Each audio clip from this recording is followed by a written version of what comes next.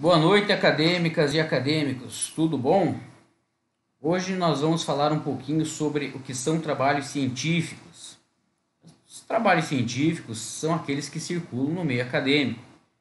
O objetivo deles é transmitir ideias, informações de uma forma padronizada, organizada, né, sistematizada, visando uma melhor compreensão entre os pesquisadores. Todos os trabalhos científicos estão sempre na rotina de todo estudante, seja ele na escola ou na universidade, tá? Podendo ser também na graduação ou também na pós-graduação. E alguns desses trabalhos científicos servem para concluir etapas. Um exemplo disso é o chamado TCC, o famoso TCC. Esses trabalhos acadêmicos, eles são um instrumento de comunicação entre estudantes, professores e pesquisadores. Por quê? Pensem dessa forma. Se cada estudante ou pesquisador fosse escrever como quisesse o seu trabalho, ia virar uma confusão. Então, houve necessidade de criar uma forma, né, um método padronizado para que todos falassem a mesma língua, né? Pegassem um artigo, pegassem um resumo, todos tivessem o mesmo formato, com o objetivo de melhorar a compreensão. Dentre os trabalhos acadêmicos, né, os trabalhos científicos, nós temos o resumo, a resenha, o fichamento, o artigo, projeto de pesquisa, relatório de estágio, monografia, entre outros. Hoje nós vamos falar um pouquinho sobre o resumo. O que vem a ser um resumo? Resumo é o ato de ler, né, de analisar, traçar em poucas linhas o que realmente é essencial e mais importante para o leitor. De acordo com a Associação Brasileira de Normas Técnicas, um resumo deve ressaltar objetivo, métodos, né, resultados e conclusões do texto original. Cada um dos assuntos deve estar inserido em parágrafos, não sendo possível fazer em tópicos, já que em tópicos não caracteriza, né, um resumo. Nós temos dois tipos de resumo, o resumo simples e o resumo expandido ou resumo estendido. A definição do resumo simples é um texto curto com as principais informações e ideias de um artigo, né, ou de um documento. Já no resumo expandido, ele deve apresentar as principais informações do texto, né, original, só que de uma forma mais aprofundada. Então, no resumo simples não precisa ir referências bibliográficas. Já no resumo expandido, há necessidade de ter isso. O resumo simples, o máximo é uma página. Já no expandido, depende, né, das especificações próprias para cada submissão. No resumo simples, o mínimo de 300 palavras e o máximo de 500. E também já no resumo expandido, varia e depende, pode ser bem mais do que isso. Tanto no resumo simples quanto no resumo expandido, ele é tratado na terceira pessoa do singular com um discurso indireto. Com o passar das nossas aulas nas práticas, nós vamos compreender melhor isso. Okay? Outro ponto destacado pela Associação Brasileira de Normas Técnicas para um resumo é a voz utilizada no texto. Ela precisa ser ativa e na terceira pessoa do singular.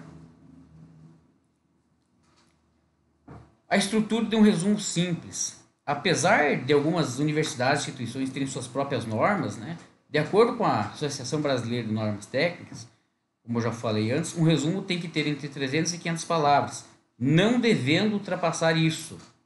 Tá?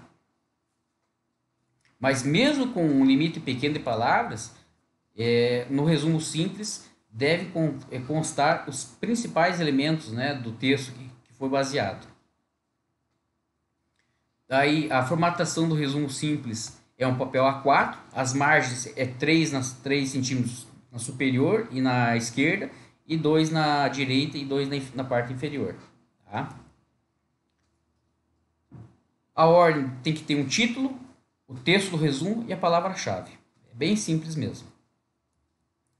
Já o resumo expandido, ele deve contar com tudo que for essencial ao documento de origem, como no resumo simples. Porém, é preciso incluir referências bibliográficas, correlação do assunto principal com trabalhos semelhantes da área de pesquisa. Veja o resumo como uma versão menor do trabalho original. Assim, você vai deixar ele menor, só que com algo mais simples, mais fácil da leitura. O resumo expandido deve ter entre 4 a 5 páginas, também não podendo exercer esse máximo. O texto deve ser justificado em fonte Times New Roman, tamanho 12, espaçamento simples entre as linhas. Se optar pela fonte Arial, geralmente aceita em tamanho 10. Vale prestar atenção na página utilizada, já que o formato mais difundido é o A4. Também nas margens superior e esquerda 3 cm e 2 cm na margem direita e inferior. As informações contidas no resumo expandido devem seguir a seguinte ordem: o título, o resumo simples, palavra-chave, a introdução, ou seja, né, dá um pequeno preâmbulo do que você vai falar ali, os resultados, né, o que você pesquisou, tabelas ou imagens se tiver, e por fim as conclusões, né, as considerações finais e também os referenciais bibliográficos. Aqui a gente tem um modelo então do resumo estendido, né? Percebam, título, né, todo em maiúsculo, negritado, nome do autor, de quem está fazendo o resumo, e o nome da instituição. Abaixo, quem é o orientador, no caso, se tiver um estudante. O resumo, bem simples, bem pequeno. Palavra-chave, introdução, o conteúdo ou a metodologia desenvolvida. As conclusões e as referências bibliográficas. Tá? Resenha. A resenha é uma análise de conteúdo que descreve e enumera aspectos considerados relevantes pelo resenhador. Pode ser um texto descritivo ou crítico, contando com a opinião de quem escreve esses comentários sobre o valor que está sendo analisado. Não tem limite sobre o que pode ser resenhado. Né? Pode fazer uma resenha de livro, filme, álbum de música, peças teatrais, eventos, enfim, não há limites. Só que ele precisa, né, a pessoa que for escrever a resenha deve apresentar um resumo dos aspectos principais do objeto analisado. Com isso, né, o leitor poderá medir o grau de interesse que teria sobre o determinado assunto. No entanto, apesar de contar com características do resumo, a resenha deve apresentar informações mais aprofundadas. Ao contar com a análise e a opinião pessoal do resenhador, o leitor poderá decidir se é ou não de seu interesse entrar em contato com o objeto da questão. A resenha científica, assim como em outros tipos de resenha, ela deve apresentar a síntese, né? Ou seja, né, o pequeno resumo, além do resumo com as principais informações de conceitos, e deve opinar de forma clara e pertinente sobre o que foi elaborado no trabalho. Já na resenha opinativa ou crítica, esse tipo de resenha é muito utilizada no jornalismo, né, em revistas, pois apresenta um resumo das principais ideias do conteúdo original, né, das obras. E o resenhador ele precisa apresentar os aspectos mais importantes de forma minuciosa, analisando cada um deles e incluindo comentários de caráter pessoal, que criam um juízo de valores sobre a obra resenhada. Uma resenha ela deve apresentar os pontos mais importantes da obra, estrutura e foco da obra resenhada, confronto de diferentes pontos de vista com informações e argumentos. E no final, uma crítica fundamentada sobre aspectos positivos e negativos do conteúdo original. Aqui temos então um exemplo de resenha, né? Então percebo ali, né, a referencial, né, o que nós vamos fazer a resenha, credenciais do autor, seria como se você falasse um pouco da vida acadêmica do autor da obra que você vai fazer a resenha. 2, as credenciais do resenhista, né, ou seja, da pessoa que está fazendo a resenha. 3, o resumo da obra, vai contar um pouquinho sobre do que trata a obra. Vai falar também, aos poucos, né, se for dividido em capítulo inicial, segundo capítulo, e por aí vai. Essa resenha que eu peguei o modelo tinha 12 páginas, então eu peguei só uma parte, só para vocês terem uma ideia. Tá? A conclusão do resenhista, depois dele ler e analisar toda a obra ele vai chegar a uma conclusão, ele vai descrever qual que foi a conclusão que ele teve ali. E por fim, a crítica, né? Apontando os aspectos positivos e também negativos da obra que foi resenhada. Tá? Fichamento. Fichamento nada mais é que dispor algum conteúdo em fichas, né? Quase como se fossem tópicos. No caso, criar algumas anotações sobre textos ou livros em uma ficha, a fim de organizar informações sobre a obra. A ideia aqui é identificar obras diferentes, conhecer o seu conteúdo e analisar o material, fixando dados que contém, né, que essa obra contém, elaborando uma crítica e separar citações. O fichamento é uma técnica de estudo que pende bastante para a necessidade individual.